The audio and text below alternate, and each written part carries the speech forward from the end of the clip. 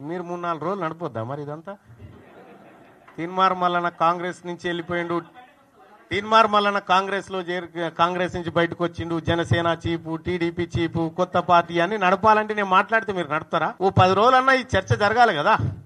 ఒత్తిడి ఏం లేదు, ఎందుకంటే ఇప్పుడు నేనేమంటున్నా ఒకరి తర్వాత ఒకరు. ఇప్పుడు నరేంద్ర మోడీ గారు నిధులు ఇవ్వడానికి సిద్ధంగా ఉన్నారు, ఆయనకు ప్రేమ ఉంది తెలంగాణ పట్ల అని రేవంత్ రెడ్డి గారు ఆయన మనసులో ఉన్నటువంటి మాటను తీసుకొచ్చి జనానికి చెప్పగలిగిండు. అదే ప్రేమతోటి అదే ఆలోచనతోని వాళ్ళ 42% రిజర్వేషన్ కూడా ఆయన అమలు చేయిస్తాడు. ఆయన మీదనే ఉంది ఆ బాధ్యత. ఒక విషయం చెప్తా ఉన్నా, మాదే ఉయ్యాలనా ఈయన దాని తాడికి ఆయన దాన్ని తీడు కురికేయడానికి? మేము క్లియర్గా చెప్తా ఉన్నాం, మేము ఎవరిని మా భుజాల మీద ఎక్కించి తింపుకోవడానికి సిద్ధంగా లేము.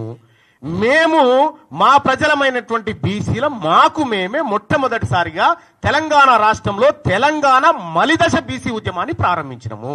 కలిసి వచ్చేటువంటి ప్రతి బీసీని కలుపుకొని పోతాం. ఇవాళ పొద్దున కొంతమంది బ్రాహ్మణ సోదరులు మా దగ్గరకు వచ్చారు, అన్న మాకు అన్యాయం జరుగుతుంది మీరు తప్పకుండా మాట్లాడతాం వాళ్ళ గురించి. కొంతమంది వైశ్య సోదరులు వచ్చారు, అన్న మీతో పనిచేయడానికి సిద్ధంగా ఉన్నాం, మేము మాకు అన్యాయం జరిగింది అన్నారు. ఖచ్చితంగా వాళ్ళని కలుపుకొని ముందుకు పోతాం, వాళ్ళ కష్టాలను కూడా మా భుజాల మీద వేసుకుంటాం. 70 ఏళ్ల సంది మీరు మోసిరు కదా, ఇక దించూరి మమ్మల్ని. కాన్ఫిడెంట్ దేనికి బాయ్ సాబ్? క్లారిటీ ఉంది కదా, ఓట్లు మాయైనప్పుడు ఓట్లన్నీ మాయే కదా.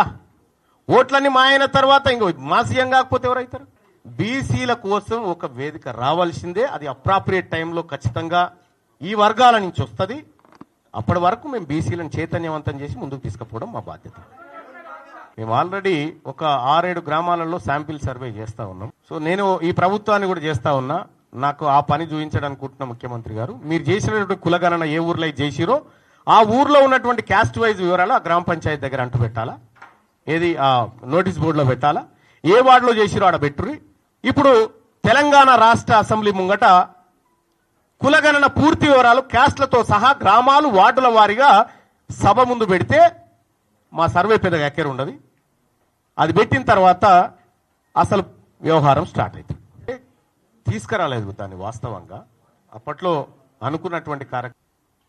మీ పిల్లిగాండ్రింపులకి ఇక్కడ భయపడేటోడు ఎవడు లేడు. ఇలా కాంగ్రెస్ పార్టీని అడ్డం పెట్టుకొని అధికారంలోకి వచ్చినటువంటి మీరు ఆ పార్టీని రక్షించాల్సిన అవసరం ఉండే. ఏం జరుగుతా ఉంది? 2023 డిసెంబర్లో ఎన్నికలు జరిగితే అక్కడి నుంచి మళ్ళీ 6 నెలల తర్వాత వచ్చిన పార్లమెంట్ ఎన్నికల వరకు కాంగ్రెస్ పార్టీ పరిస్థితికి ఏడుకొచ్చింది. 15 నెలల ఏ కాంగ్రెస్ పార్టీ కార్యకర్తలన్న కనీసం సంతోషంగా ఉన్నాడా? ఇలా ఎస్ నేను చెప్తా ఉన్నా, నా గెలుపు కోసం రాహుల్ గాంధీ గారి ఆశయం కోసం పనిచేసినటువంటి కాంగ్రెస్ పార్టీ కార్యకర్తలారా, మీ అందరికీ ఎప్పటికి రుణపడి ఉంటా. 2028లో ఖచ్చితంగా తెలంగాణ రాష్ట్రానికి బీసీ ముఖ్యమంత్రి అయ్యి తీర్తాడు. ఇది మా బీసీలుగా మేమందరం చేసుకుంటున్నటువంటి శపథం.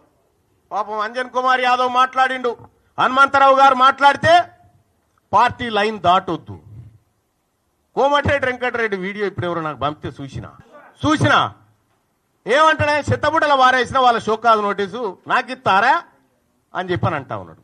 నేను చెప్తా ఉన్నా, మీ షోకాజ్ నోటీసులకు నేను రిప్లై ఇచ్చేంత, లేకపోతే మీ సస్పెన్షన్లకు భయపడేంత పిరికి రక్తంతో పుట్టలే. నేను బీసీ ఓడిగా గర్జించే బిడగా పుట్టినా. ఇక్కడ మీ పిల్లిగాండ్రింపులకి ఇక్కడ భయపడేటోడు ఎవడు లేడు. ఇలా కాంగ్రెస్ పార్టీని అడ్డం పెట్టుకొని అధికారంలోకి వచ్చినటువంటి మీరు ఆ పార్టీని రక్షించాల్సిన అవసరం ఉండే. ఏం జరుగుతా ఉంది? రమ్మని అంటున్నాం.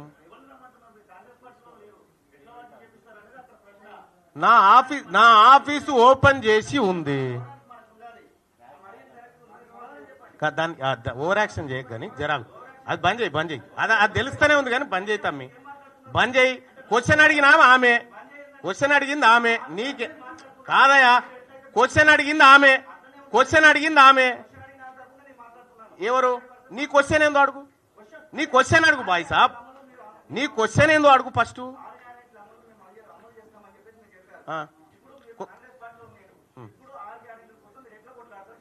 ఆమె అడిగిన క్వశ్చన్ నీకు అర్థం కాకపోతే అర్థం చేసుకో. ఆ సోదరు అడిగింది ఏంది? 6 గ్యారంటీలు అమలు చేయకపోతే నా దగ్గరికి రండి.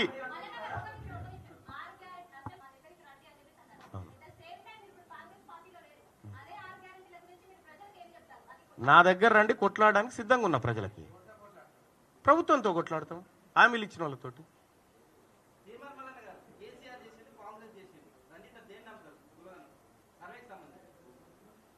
కేసీఆర్ చేసినది కొంత కొంత పర్ఫెక్ట్ గా అనిపించింది. అయితే బయట పెట్టలేదు, కానీ ఆ ఎంహెచ్ఆర్డి వెబ్సైట్ లో ఉన్నాయి అవి. మొత్తం లేకుండా లేవు, ఇప్పుడు డౌన్లోడ్ కొడితే అందరికి వెళ్తాయి అవి. ఈ కేసీఆర్ గాడుపా ఇంకో గాడుపా నాకెందుకు బాయ్ సాబ్, బీసీల దిక్కు అయితే గాడుపు మారింది. ఇప్పుడు నా దగ్గర వీడియో ఉంది, నేను రిప్లై ఇయ్యలేదని చెప్పి ఆయనే చెప్పిన వీడియో ఉంది, వింటావా? ఎందుకంటే కోమటిరెడ్డి వెంకటరెడ్డి గారే చెప్పిండు ఈ మాట, నేను రిప్లై ఇయ్యను, ఏం చేసుకుంటావో చేసుకోపో, గీలకిస్తానా అని చెప్పి పోయిండు. ఇయ్యలేదు బాయ్ సాబ్, అది ఇయ్యలేదు. అంటే వాళ్ళకో న్యాయం మాకో న్యాయం కాదు కదా, అట్లా. మా రథం లాగడానికి ఆమె కూడా వస్తాడే, మేమెందుకు వద్దంటాం? బీసీ ఎందుకంటే ఇన్ని రోజులు మిమ్మల్ని మోసినాం కదా, ఇప్పుడు మమ్మల్ని కూడా మోయాల్సినటువంటి సమయం, ఇక అనివార్యంగా అందరు కూడా బీసీ జపం చేయాల్సిందే.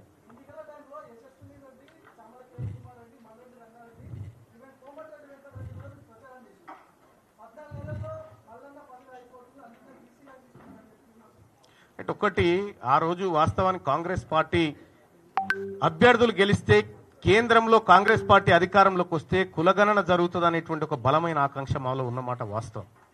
దానికోసం మేము చేయాల్సినటువంటి పనులన్నీ చేసినాం.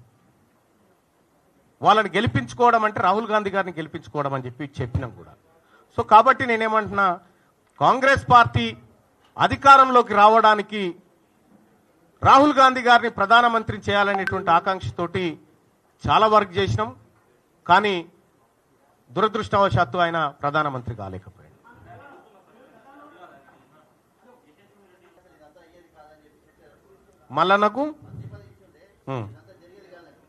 మల్లన్న మంత్రి పదవి కావాలని ఎప్పుడన్నా అడిగిండా?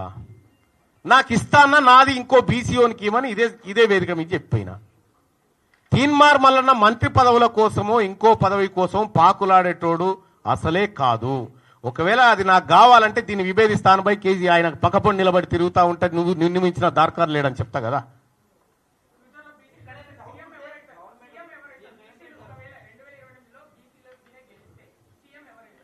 బీసీలు అవుతారు ఇప్పుడు. కాదా, ఎలక్షనే రాలే, ఎన్నికలే కాలే. నేనేమంటున్నా బాయ్ సాబ్, ఏమిటికి ఏం లేదు. ఇప్పుడు పిల్ల పుట్టక ముందుకే కుల్ల కూర్చున్నట్టుగా ఇవి బీసీ ముఖ్యమంత్రి ఏంది, ఆయన పేరేంది అన్నాడు కూడా. అది